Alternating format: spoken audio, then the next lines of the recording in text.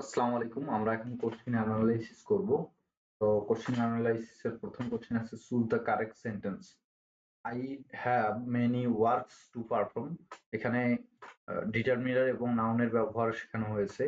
Many many হচ্ছে countable plural determiner, এই কারণে এরপরে কাউন্টেবল নাউন বলবে এবং সেটা প্লুরাল হবে।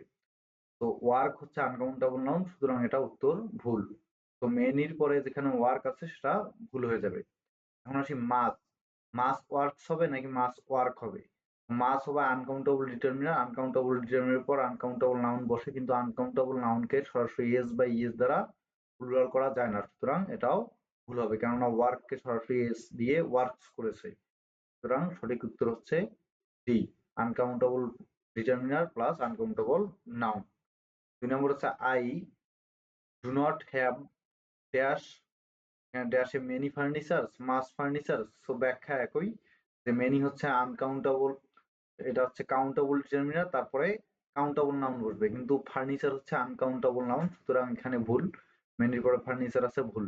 তাহলে মাসের পরে কি ফার্নিচারকে এস বা ইএস দ্বারা প্লুরাল করা যায় না, সুতরাং এটি অ্যান্সার ভুল হবে, সঠিক অ্যান্সার বি। 3 নম্বর হচ্ছে ড্যাশ জার্মানস আর ভেরি ইন্টারপ্রাইজিং। তো এই যে জার্মান, জার্মান কি ভাষা নাকি জাতি?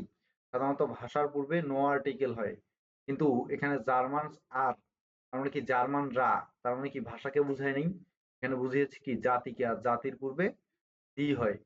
তাহলে কি দি জার্মানস আর ভেরি ইন্টারপ্রাইজিং। ধন্যবাদ সবাইকে।